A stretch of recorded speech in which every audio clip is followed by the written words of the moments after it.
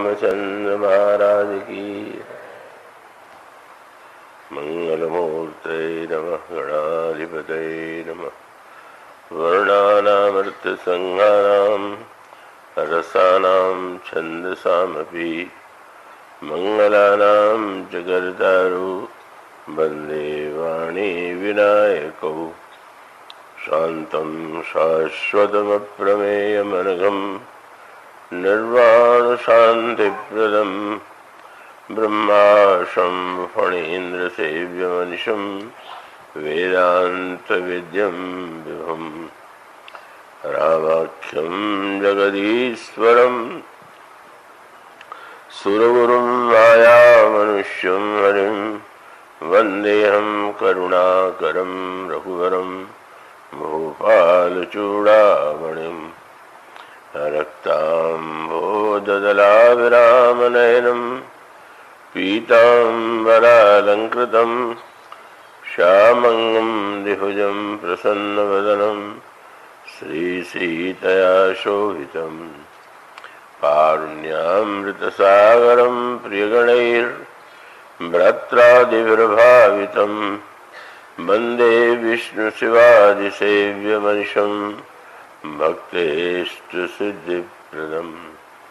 कौशलेन्द्रपदकञ्जमञ्जुलौ कोमलावजमहेशवन्दितौ जानकीकरसरोजलालितौ चिन्तकस्य मनभृङ्गसंज्ञनौ वन्दे विदेहतनयापदपुण्डरीकम् कैशोरसौरभसमाहृतयोगिचित्तम् हन्तुं ततापमनिशं मुनिहंससेव्यं सन्मानसालिपरिपीतपरागपुञ्जम् अतुलितबलधामं हेम शैलाभदे अतुलितबलधामं हेम शैलाभदेहं दनुजवनकृशानुं ज्ञाननामग्रगण्यं सकलगुणनिधानं वानराणामधीशं रघुपतिप्रियभक्तं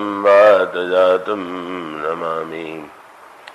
यत्र यत्र रघुनाथकीर्तनं तत्र तत्र कृतमस्तकाञ्जलिं बाष्पवारि परिपूर्णलोचनं मारुतिं नमत राक्षसन्तकम्। गरुड़महाज्ञानी गुणराशि हरिसेवकयति निकटनिवासी कुन्द-इन्दुधरगौरसुन्दरं मुम्बिकापतिमभीष्टसिद्ध्यदं कारुणिककलकञ्जलोचनं नौमि शङ्करमनङ्गमोचनं। प्रभु समर्थ सर्वज्ञ शिव सकल कला गुणधाम योग ज्ञान वैराग्य निधि प्रणत कल्पतरुणाम। वंशी विभूषित करान्नौनीरदाभात् पीताम्बरादरुणबिम्बफलादरुष्ठात् पूर्णेन्दु सुंदर मुखादरविंद नेत्रात् कृष्णात् परं किमपि तत्त्वमहं न जाने।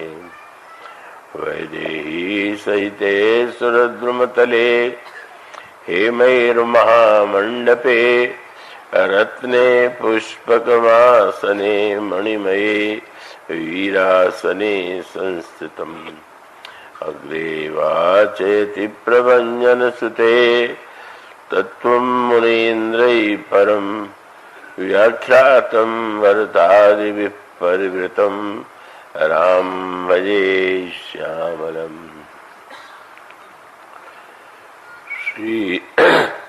श्री गुरु चरण सरोज रज निज मन मुकुर सुधारि वरणो रघुवर विमल यशो जोदायक फलचारि सियावर रामचंद्र की जय।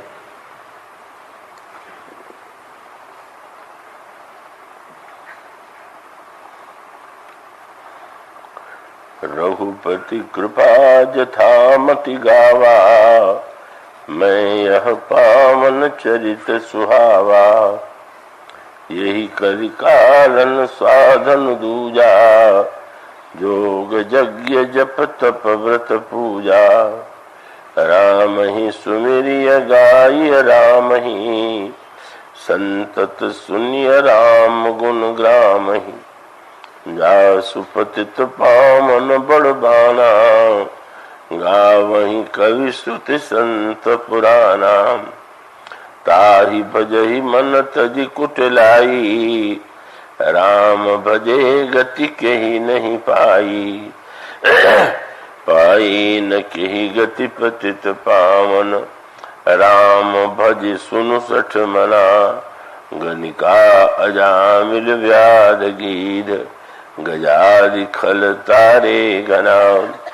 आवीर जमन किरात खस, स्वपचादि अति अघरूपजे। कही नाम बारक ते पिपामन हो राम नमामिते। रघुवंश भूषण चरित यह नर, कहीं सुनहि जगावहीं। कलिमल मनोमल धोई बिनु श्रम, राम धाम सिधावहीं। सत पंच चौपाई मनोहर, जान जो नर उर धरे। दारुण अविद्या पंच जनित, विकार श्री रघुबर हरे। सुंदर सुजान कृपा निधान, अनाथ पर कर प्रीति जो। सो एक राम अकाम हित, निर्वाण प्रद सम आन को। जाकी कृपा लवलेश ते, मति मंद तुलसीदास हो। पायो परम विश्राम, राम समान प्रभु नाही कहूँ। मोह सम दीनन दीन हित, तुम समान रघुवीर। अस विचारि रघुवंश मणि, हरहु विषम भवभीर। कामिहि नारि प्यारि जिमि, लोभी प्रिय जिमि दाम। तिमि रघुनाथ निरंतर, प्रिय लागहु महि राम। यत्पूर्वं प्रभुना कृतं सुकविना, श्री शंभुना दुर्गमम्। श्रीमद् राम पदाब्ज भक्ति मनिषं, प्राप्त्यै तु रामायणं। मत्वा तद्रघुनाथ नाम निरतं, स्वान्तस्तमः शान्तये। भाषाबद्धमिदं चकार तुलसी, दासस्तथा मानसम्।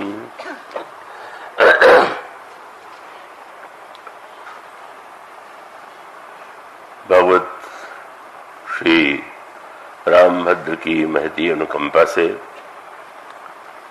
कितने दिन तक कार्यक्रम कितने दिन चला? कितने दिन? मुझे तो मैंने गिना नहीं कि कितने दिन हुए, पता चला 12वां दिन है। तो ये जो द्वादश दिवसीय मानस सत्र चल रहा था, वो आज समापन की दिशा में बढ़ रहा है। अनेक वर्षों से यह परंपरा, जिसके मूल में श्री प्रेमनाथ जी, ओंकारनाथ जी की श्रद्धा भावना है, यह क्रम चलता रहा है। और यह प्रभु की कृपा है कि कोई क्रम जो है वो निरंतर चल सके, उसका निर्वाह हो सके। तो इसके लिए श्री प्रेमनाथ जी और उनके परिवार के प्रति हार्दिक मंगल कामना है, आशीर्वाद है। वस्तुतः यूँ चाहे भीड़ की दृष्टि से यह आयोजन थोड़ा न्यून होता हो, आज तो आप लोग बहुत बड़ी संख्या में हैं, पर कम भी हो तो भी जहाँ तक तीर्थराज प्रयाग के संगम की बात है, यहाँ कथा में भी श्रोताओं का जो संगम हो रहा है वो बड़ा विलक्षण है, आनंददायक है। इसमें हर वर्ग के लोग, हर श्रेणी के, हर दिशा में जो कार्यरत हैं वे सभी महानुभाव दृष्टिगोचर होते हैं। बुद्ध भी हैं, जन भी हैं, पदाधिकारी भी हैं, प्रजा भी है, साहित्यिक भी है। तो ये जो एक संगम है, और इस संगम में तो आप देखते ही हैं हमारे न्यायमूर्ति प्रेम शंकर जी तो वैसे बैठे हुए हैं। उनसे मैं आग्रह नहीं करता हूं सामने आने का। हमारे एक दूसरे न्यायमूर्ति वो तो बिल्कुल भीड़ में बीच में बैठे रहते हैं। तो वो उनकी ये एक कथा के प्रति श्रद्धा की बात हुई कि वो यहाँ आकर के वे विनम्र भाव से ही श्रोता के रूप में कथा श्रवण करते हैं। और अनेक ऐसे महानुभाव हैं जो बाद में मुझसे कहीं मिलते हैं और वे कहते हैं कि मैं नित्य जाता था।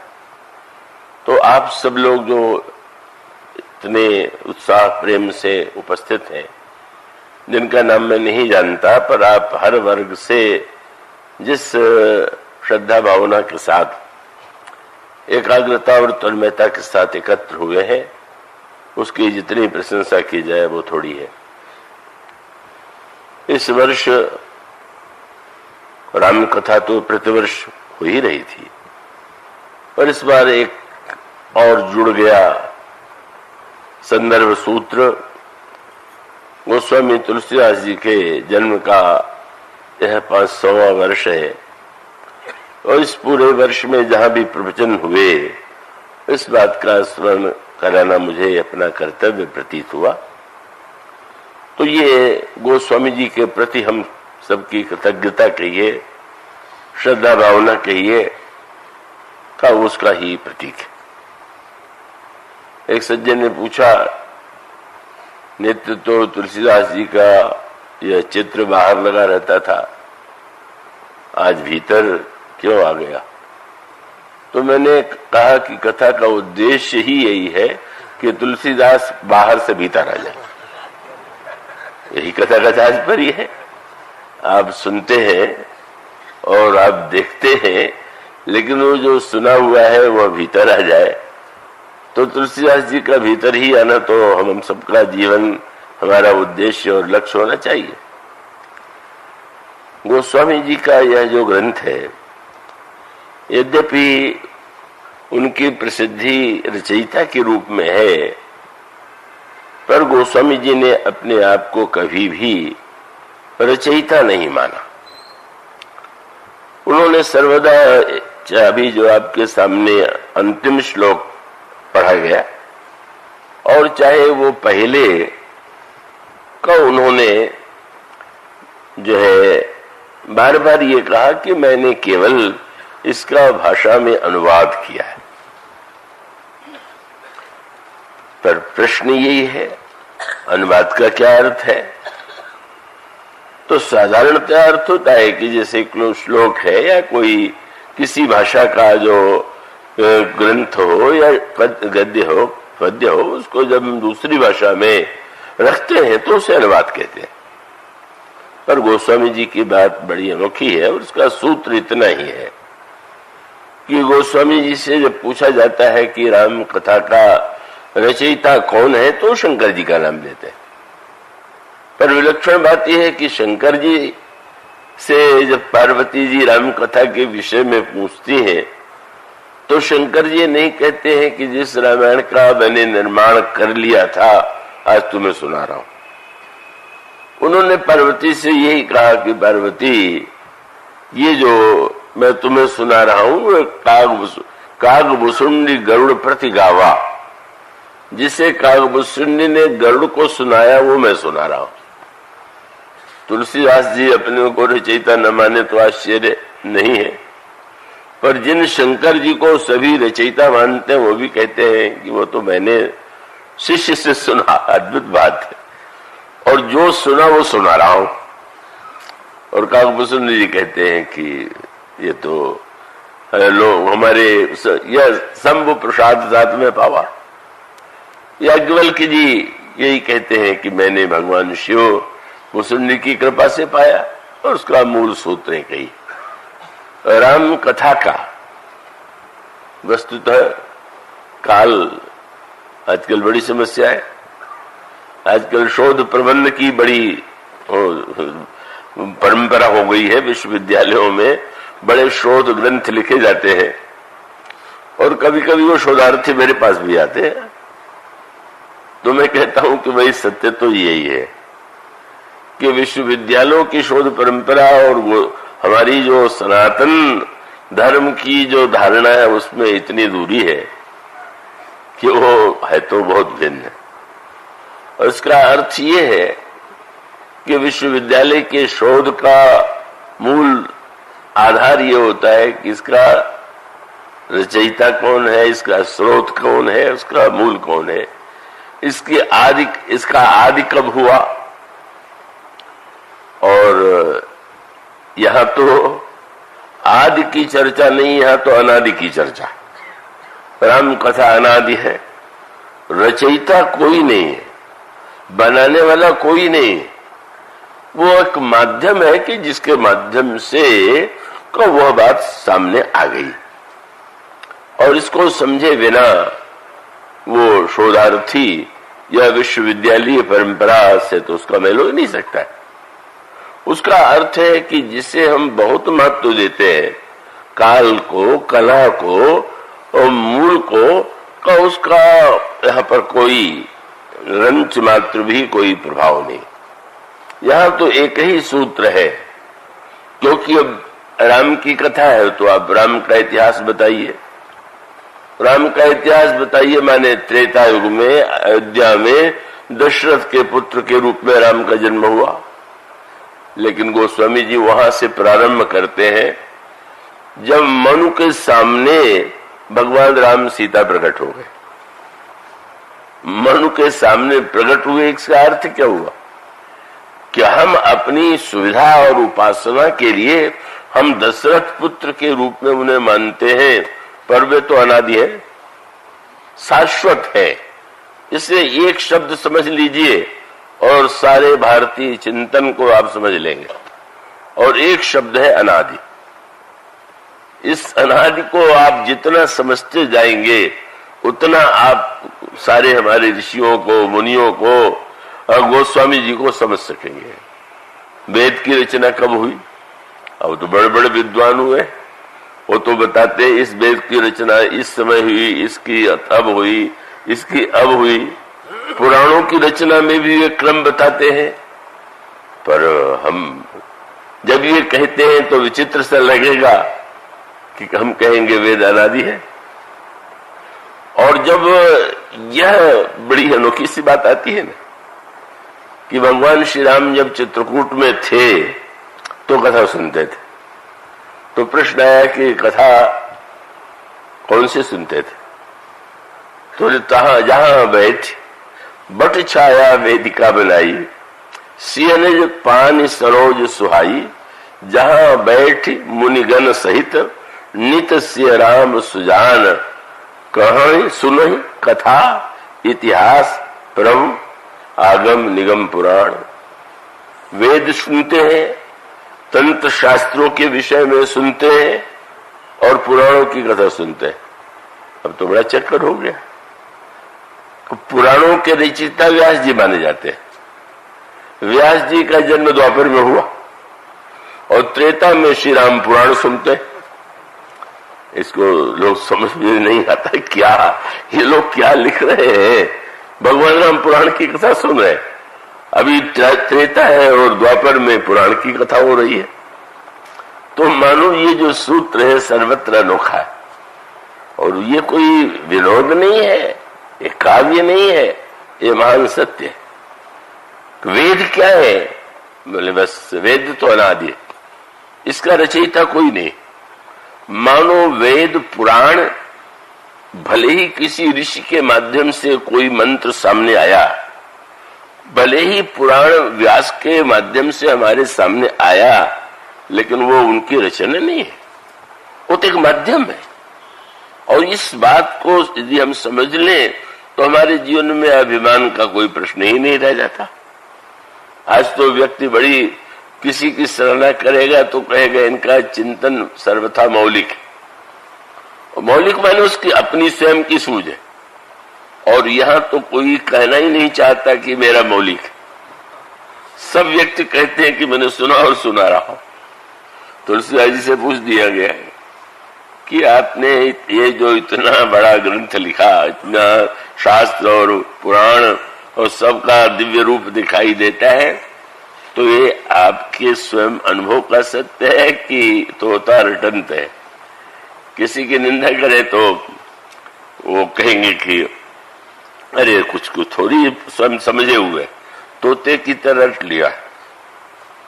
अयोध्या के एक संत ने उलाहना दिया, बोले तुमने चाहे और बहुत भला किया हो, लेकिन वक्ताओं को तोता रटंत बना दिया। क्यों? बोले तुम्हारी पुस्तक पढ़ ले, प्रवचन कर दे, हो गए, स्वयं चिंतन करने की चेष्टा ही नहीं करते। तो मानो उनकी दृष्टि में तोता रटंत निंदा की बात थी। लेकिन गोस्वामी जी ने जो मीठी बात कही वो तो बड़ी अनोखी है। गोस्वामी जी से पूछा गया कि आपका तोता रटंत है? तो बोले बिल्कुल, कोई मेरा मौलिक नहीं, मेरी रचना नहीं, मैं कोई मौलिक, मेरा ज्ञान नहीं है, और जो कुछ है वो तोता रटंत है। आश्चर्य हुआ, पर क्या सुंदर भाव गोस्वामी जी का है। गोस्वामी जी कहते हैं कवितावली रामायण में, आपु ही आपु हो नीके जानत। प्रभु दूसरों से वह बात कहूं तो लोग विश्वास नहीं करेंगे, पर आप तो अच्छी तरह जानते हैं मेरे जीवन को, मेरी सच्चाइयों को। क्या? आपु ही आपु हो नीके जानत, राम तिहारो भरायो गढ़ायो। गोस्वामी जी के शब्द जो है वो बड़े गंभीर अर्थ वाले होते हैं। वस्तु जब बनाई जाती है, जैसे बर्तन है, तो उसको गढ़ना कहते हैं, और जब किसी बर्तन में वस्तु डाली जाती है तो उसको भरना कहते हैं। तो गोस्वामी जी ने कितना सुंदर शब्द और शब्द उलट दिया। क्रम की दृष्टि से देखें तो लिखना चाहिए राम तिहारो गढ़ायो, राम तिहारो गढ़ायो भरायो। पर गोस्वामी जी ने उल्टे क्रम से क्यों लिखा? मानो एक सूत्र है, शास्त्रों में, वेदांत ग्रंथों में पात्रता का बड़ा महत्व है। पहले पात्र बनिए तब किसी वस्तु को ग्रहण कर सकेंगे। पर गोस्वामी जी बड़ी मीठी एक दिव्य भावना प्रस्तुत करते हैं। किसी ने सुन लिया कि एक सज्जन के पास बहुत गाय का दूध होता है और वो उदारता से बिना मूल्य लिए बांटते। लोग आते थे और लेके जाते थे। एक व्यक्ति आया और दूध जो सज्जन वितरण करते थे उनसे कहा कि आप मुझे भी दूध दीजिए। तो उन्होंने कहा कि ठीक है, मैं दूंगा, लाइए आपका बर्तन। बोले बर्तन तो नहीं है। तब बोले ना हो तो बर्तन भी आप ही दे दीजिए। तब लगा कि तो अनोखा मांगने वाला है। तो गोस्वामी जी ने कहा कि महाराज, आपने जब कृपा का दूध मुझ में भरना चाहा तो आपने ये भी देख लिया कि पात्र नहीं। तो अगर ये भरा गया और उसके बाद गढ़ा गया तो आपने देखा, आपने कि आया हुआ है। पर राम तिहारो भरायो गढ़ायो। और वाक्य कितना सुंदर। बोले तोते की तरह क्यों कहते हो? तोते को पढ़ते और रटते देख करके बुद्धिमान व्यक्ति पूछता है किसका तोता है, किसने पढ़ाया है? तो इस तोते को देख करके लोगों को याद आना चाहिए कि तुलसीदास के रूप में जो तोता है उसको पढ़ाने वाला कौन है। और तब कहते हैं आप ही आप हो नीके जानत, राम तिहारो भरायो गढ़ायो, और कीर जो नाम रटे तुलसी, सो कहे जग जानकी नाथ पढ़ायो। महाराज मैं तोता हूं, पर जानकी नाथ का पढ़ाया हुआ तोता हूं। और किसी ने कह दिया बहुत नाम के बाद बदनामी भी हो जाती है, व्यक्ति ऊंचे चढ़ के नीचे भी उतार दिया जाता है। तो गोस्वामी जी ने कहा कि प्रभु लोग तो ये कहते हैं, लेकिन मैं क्या, मुझे क्यों चिंता होनी चाहिए? क्यों? गोस्वामी जी शब्द कहते हैं कि कीर जो नाम रटे तुलसी सो कहे जग जानकी नाथ पढ़ायो। सो ये खेद जो वेद कहो न घटे जन जो रघुवीर बढ़ायो। ग्रह दशा से बड़ा होता तो ग्रह दशा तो बदलती रहती, कोई बढ़िया दशा आ गई तो आप यश हो गया, कोई बुरे ग्रह की दशा आ गई बोले यहाँ तो ये जो कुछ है वो बस मैं जो कुछ हूं वो तो आपका। और तब आप कहते हैं कि सो ये खेद जो वेद कहो न घटे जन जो रघुवीर बढ़ायो। हो तो सदा खर को असवार तिहारो नाम गेंद चढ़ायो। हम तो पुराने गधे के सवार हैं, दर दर भिक्षा मांगते थे, कोई खाने के लिए टुकड़ा भी नहीं देता था। अब अगर आपके नाम के प्रभाव से हाथी पर चढ़ गया तो उतारा जाएगा तो आपकी नाम की महिमा उतारी जाएगी, मैं क्या उतारा जाऊंगा। मानो यह जो एक दिव्य आस्था है, जो कुछ है राम अनादि अवधपति सोई। आदि तो हम अपनी सुविधा के लिए मानते हैं, वह अनादि, वेद अनादि। इसलिए गोस्वामी जी जब कहते हैं कि मैंने अनुवाद किया तो उल्टा अर्थ लेने वाले समझते हैं कि श्लोक में कोई रामायण थी और उसका उन्होंने अनुवाद कर डाला। और कुछ तो ऐसे बुद्धिमान पंडित निकले, कोई रणंजय सिंह थे पूर्व में, उनके यहाँ दरबार में कुछ पंडित थे, उन्होंने मिल करके पूरे रामायण को संस्कृत में बना डाला और फिर ये प्रचारित किया कि यही वो रामायण है कि जिसका अनुवाद तुलसीदास ने किया। क्योंकि उनको ये लगा कि जब तुलसीदास जी कहते हैं कि मैंने अनुवाद किया तो कहाँ है वो ग्रंथ, कहीं तो मिला नहीं, तो बना करके उन्होंने उलट करके उसको अनुवाद सिद्ध कर दिया। वस्तुतः राम हमारे लिए केवल एक व्यक्ति नहीं है, का केवल इतिहास का एक पात्र नहीं है, इतिहास है, क्योंकि त्रेता युग में वे प्रत्यक्ष रूप से आए और जो घटनाएं लिखी हुई है वो घटित हुई। पर इतना होते हुए भी वो तो अनादि है, पहले भी थे। इसीलिए मनु के सामने भगवान राम और सीता आते हैं और उनसे प्रार्थना करते हैं, मनु शत्रुपा या पुत्र बनकर के जन्म लीजिए। इसलिए एक सूत्र को आप समझ लें तो किसी व्यक्ति को अभिमान करने का कोई अधिकार है ही नहीं।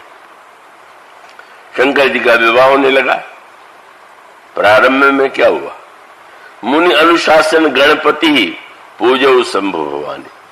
मुनियों ने कहा गणेश जी की पूजा कीजिए, सुनने वाले ने कहा क्या लिख रहे हैं, विवाह हो रहा है, विवाह के बाद पुत्र का जन्म होता है और विवाह के पहले ही और पिता पुत्र की पूजा करे, अभी तो जन्म ही नहीं हुआ और उसके पहले भी आप कह दें कि पूजा भी किया। तो पुत्र माता पिता की पूजा करता है कि माँ और पिता जो है पुत्र की पूजा करते हैं। वो गोस्वामी जी का तो एक शब्द है, वही उत्तर है रामायण का, वही उत्तर हमारी संस्कृति का। आजकल लोग जाने कहाँ खोज रहे हैं। मुनि अनुशासन गणपति पूजो शंभु भवान को सुन संशय करे जनी सुर अनाज जाने। बस इस सूत्र को समझ लीजिए, आदि आप अपनी सुविधा से बना लीजिए, ठीक है, उसके बिना आपका काम नहीं चलेगा, पर वो वस्तुतः अनादि है। और इस सत्य को जब व्यक्ति जान ले तो उसे स्पष्ट प्रतीत होने लगता है कि अगर व्यक्ति के माध्यम से कोई विशेषता प्रकट हो रही है तो माध्यम मात्र है, वो कोई इसका रचयिता निर्माता नहीं है। इसीलिए भगवान कृष्ण अर्जुन को जब गीता सुनाते हैं तो ये कहते जोड़ देते हैं, ये वो ज्ञान है कि जो मैंने पहले सूर्य को सुनाया था, सूर्य ने मनु को सुनाया।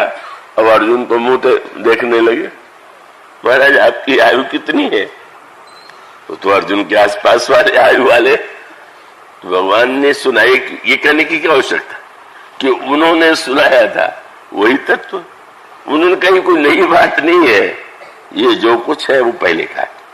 भगवान ने कहा कि बहुनी में बेटी तानी जन्मानी तो चार जुना, बहुत बार हम तुम जन्म ले चुके हैं, तुम्हें उसका ज्ञान नहीं है, मुझे उसका ज्ञान। तो मानो अगर एक शब्द को, जिसको गोस्वामी जी ने बार बार दोहराया, कोई भी व्यक्ति जीवन के किसी भी क्षेत्र में आप जो कुछ काम कर रहे हैं, अगर उसमें आप गर्व करते हैं कर्तृत्व का, तो ये सत्य भी नहीं है और इससे बढ़कर के कोई बुरी वस्तु भी नहीं। इसलिए रामायण में विनोद के प्रसंगों में भी भगवान राम सीता का विवाह हो रहा है, ब्रह्मा बड़े प्रसन्न हैं, देवताओं को लेकर के देखने आ गए। बड़े प्रसन्न इसलिए थे कि जिस संसार को मैंने बनाया उसमें एक नगर मिथिला और उसमें विवाह हो रहा है। पर जब मिथिला में आकर के देखते हैं तो बड़े चक्कर में, क्या विधि भयउ आश्चर्य विसेखी निज करनी कछु कतो न देखी।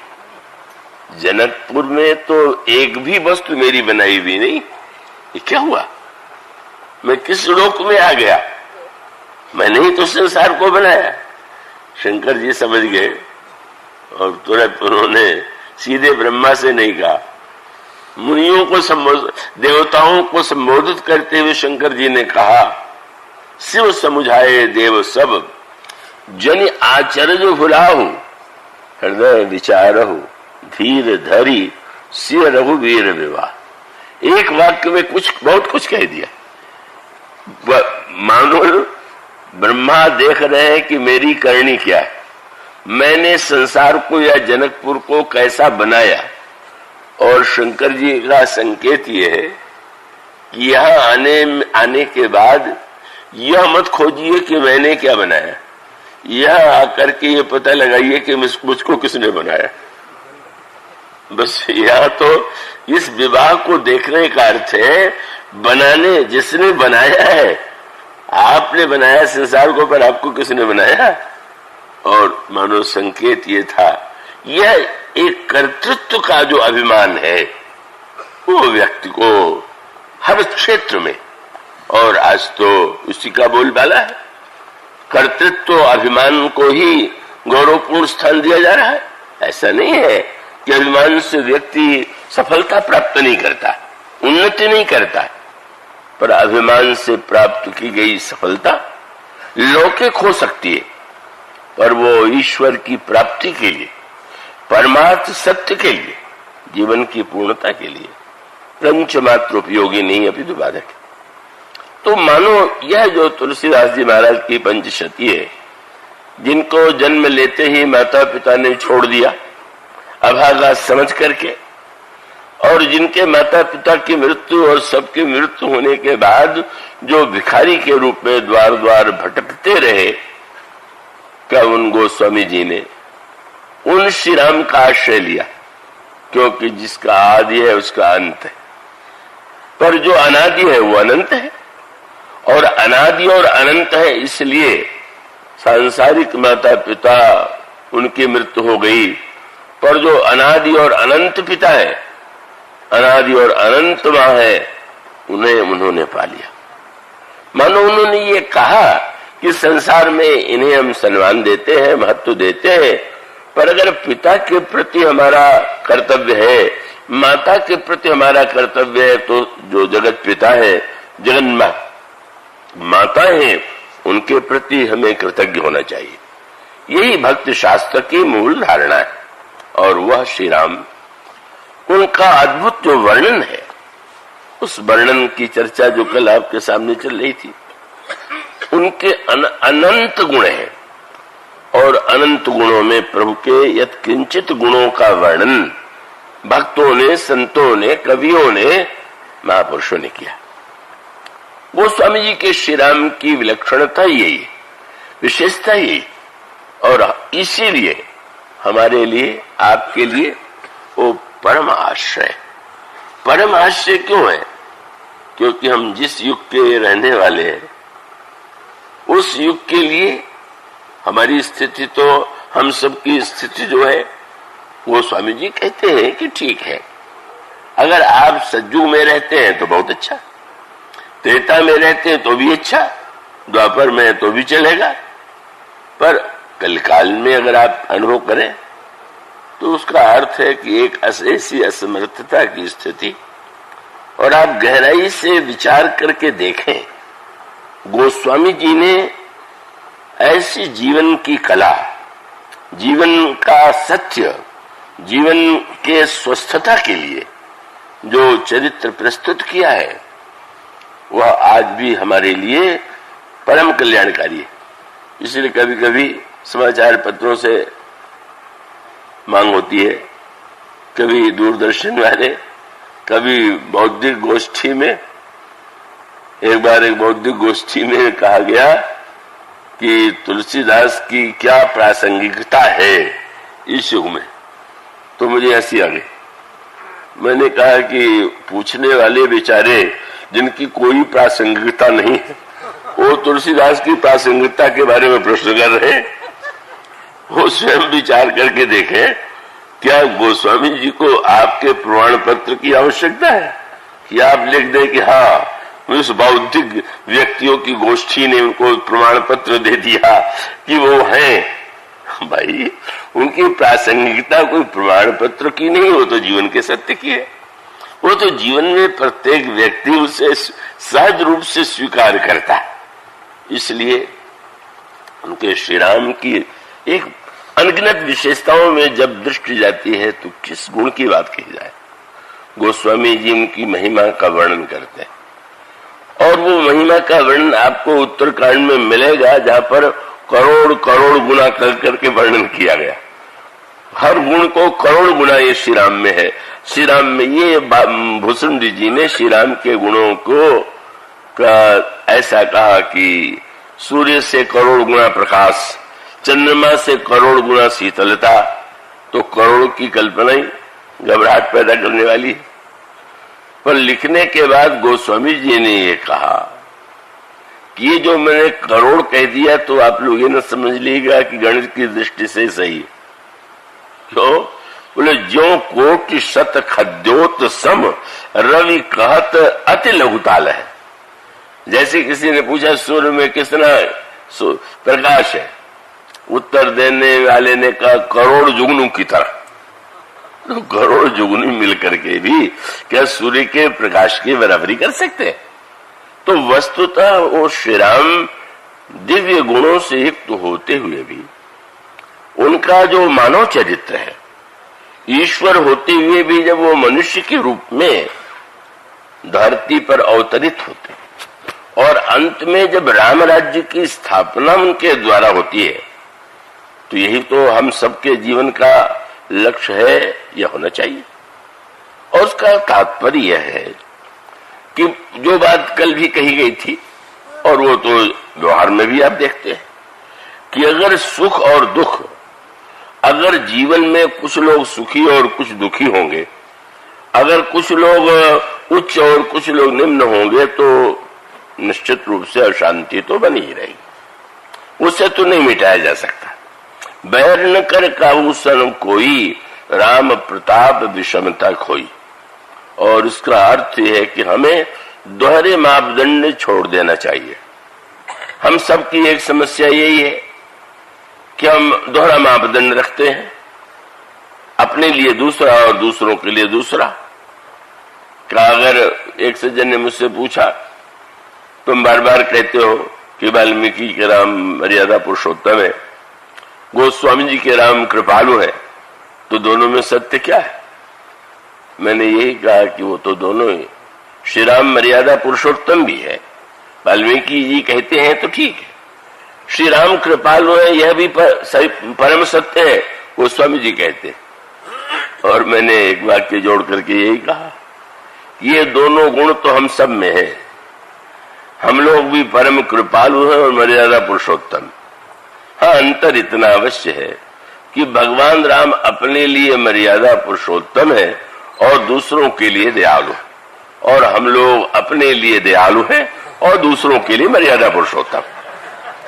हाँ, जब अपनी कोई बात हो, कहे कि आपसे ऐसा कैसे हो गया, तो कह दे भाई ये तो मनुष्य है, होता ही है, और ये तो प्रकृति का है, ये स्वभाव है, वो गीता रामायण सबकी है। फिर वो करन राम चाहे सो ही, जो राम कराते वही होता है, सारे सिद्धांत वाक्य रख देंगे।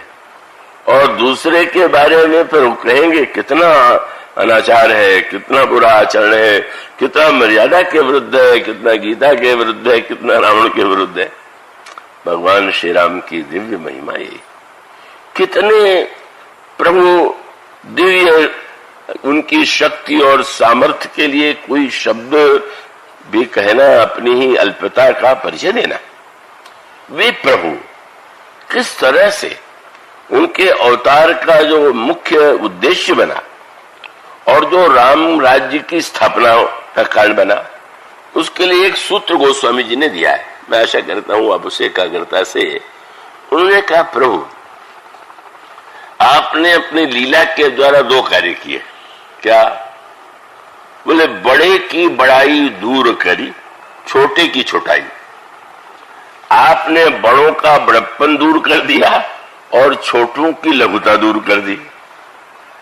क्या इसका अर्थ हुआ? जहां बड़प्पन होता है वहां अभिमान होता है, और जहां छोटापन है वहां पर हीनता और दीनता होती है। तो भगवान श्री राम के चरित्र की महिमा क्या है कि उन्होंने बड़ों से बड़प्पन का अभिमान दूर कर दिया और छोटों के जीवन में जो हीनता और लघुता की वृत्ति थी उसे मिटा दिया। और इसीलिए उनकी भाषा बिल्कुल उल्टी होती है। जब भी किसी बड़े के सामने आएंगे तो दूसरी भाषा, और छोटे के सामने बिल्कुल उल्टी भाषा। मनु जी के सामने प्रकट हुए तो कहते हैं, मांगो बरजो भाव मन, महादानी मनु माने। जो मांगना हो महाराज मनु मांगो, मैं महान दानी। और आपने सुतीक्ष्ण जी से भी कहा, परम प्रसन्न जानु मुनि मोही, जो कुछ मांगो देव सो तोई। राजा मनुष्य कहते हैं जो मांगना हो मांग लीजिए, और सुतीक्ष्ण जी से कहते हैं, मुनि जी जो चाहिए वो दे दूं। पर गंगा के किनारे केवट से नहीं कहते कि जो मांगो मैं दे दूंगा। वो कहते हैं मुझे नाव चाहिए, मुझे नाव ला दो। क्या इसका अर्थ? ठीक उल्टी बात हो गई। मनु को ये मत त्रैलोक्य के आप स्वामी है, गर्भ न पालिए। साक्षात प्रभु है सामने। मुनि जी बड़ी तपस्या कर चुके हूं, पर ये न भ्रम पालने की वो इतने बड़े हैं कि वो अपने अधिकार से वस्तु पा सकते। और जिसे समाज ने अत्यंत हीन माना, प्रभु उसको बता देते हैं तो बिल्कुल क्षुद्र नहीं हो। इसीलिए एक बड़ा अनोखा प्रसंग आता है ना, भगवान श्री राम जब युद्ध करते हैं तो देवताओं का स्वभाव तो अनोखा है, और वो देवता उसी में नहीं, यहाँ के भी जो देवता है उनका भी स्वभाव वही होता है। देवता को अपने भोग और स्वार्थ की बड़ी चिंता होती, उसका लक्ष्य उसी को सुरक्षित रखना है। तो देवता जो होते हैं उनके स्वभाव पर गोस्वामी जी व्यंग करने में नहीं चूकते।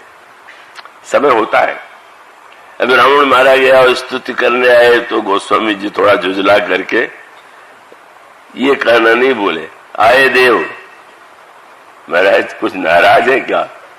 बोले, आए देव सदा स्वार्थी, पक्के स्वार्थी है। हाँ, वचन कहे जनु परमारथी। जब बोलते हैं तो लगता है कि वाह बड़े परोपकारी है, पर पक्के स्वार्थी। तो देवताओं की मनोवृत्ति युद्ध में प्रकट हो गई। अब युद्ध हुआ तो भगवान राम बिना पादत्राण के, कवच के लड़ रहे हैं, तो इंद्र को रथ भेजना चाहिए, पर इंद्र ने रथ नहीं भेजा। कई दिन बाद भेजा। क्यों नहीं भेजा? उसमें वही उनकी मानसिक दुर्बलता,